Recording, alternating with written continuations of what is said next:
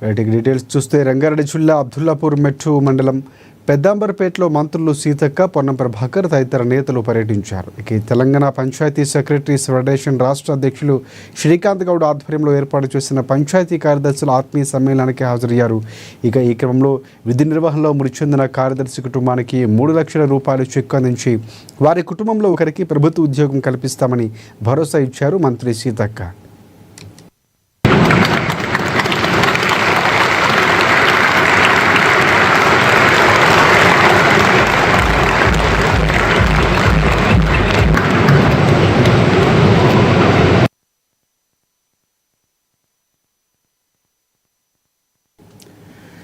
రాష్ట్ర వ్యాప్తంగా ఉన్న పంచాయతీ కార్యదర్శుల ప్రధాన డిమాండ్లను విన్న మంత్రి సీతక్క వారి డిమాండ్లను తప్పకుండా సమీక్షిస్తానన్నారు. రేవంత్ రెడ్డి ప్రభుత్వం వచ్చాక కారుణ్య నియామకాలు కూడా చేపట్టడం జరిగిందన్నారు ఆమె. ఇక పంచాయతీరాజ్ శాఖలో ఉన్న 93,000 మందికి గ్రీన్ ఛానల్లో జీతాలు వేయటానికి ప్రణాళికలు సిద్ధం చేస్తున్నట్లు తెలిపారు. గత కొద్ది రోజులుగా పెండింగ్లో ఉన్న బిల్లులు కూడా త్వరలో క్లియర్ చేస్తామన్నారు.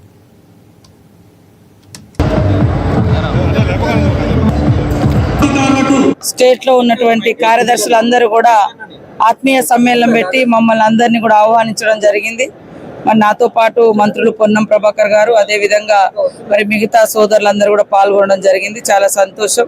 అదే విధంగా వాళ్ళ సమస్యలన్నీ కూడా ఈ రోజు అంటే ఇంత కూల్గా వినే అవకాశం ఎప్పుడు రాలే. ఎప్పుడు రద్దీలో ఉండడం, మందిలో ఉండడంతో మేము అవి చూడలేదు. గత ప్రభుత్వంలో అసంబద్ధమైనటువంటి కొన్ని జీవోలు నిర్ణయాలు చేయడంతో వాళ్ళు కొద్దిగా ఇబ్బంది పడుతున్నమాట వాస్తవం. అదే విధంగా అవన్నింటిని కూడా తొందరలోనే 20-25 తారీఖు లోపు రివ్యూ చేసి మా అధికారులతో వీళ్ళ పంచాయతీ రాజ్ సెక్రటరీస్ అందరికి కూడా మరి కార్యదర్శులందరికీ ఒక మీటింగ్ ఏర్పాటు చేసి అందులో తక్షణమే పరిష్కారం అయ్యేటివన్నీ కూడా మేము నిర్ణయం తీసుకొని వాళ్ళకు కొంచెం రిలీఫ్ అయ్యేటట్టు చేస్తాం. అదేవిధంగా ఇప్పటికీ వాళ్ళు కోరినరు. గతంలో లీవ్ ఉండేది కాదు, ఈరోజు కనీసం సండే అనేది చూస్తున్నారు. కొంచెం 1st తారీఖు వరకు జీతాలు వస్తున్నాయి. ఇట్లాంటి కొంత రిలీఫ్ ఉంది. బట్ ఇంకా కొన్ని పెండింగ్ సమస్యలు ఏవైతే ఉన్నాయో వాళ్ళు చెప్పినటువంటి ఓపీఎస్ కానీ, తర్వాత రెగ్యులరైజ్ సంబంధించి కానీ, మరి కుటుంబాలకు సంబంధించినటువంటి ఎక్స్‌గ్రేషియా కానీ, ఇవన్నీ కూడా మేము తొందరలోనే మా డిపార్ట్మెంట్ అధికారులతో కూర్చొని ముఖాముఖి డిస్కస్ చేసి చర్చించుకొని వాళ్ళ సమస్యలను పరిష్కరిస్తాం.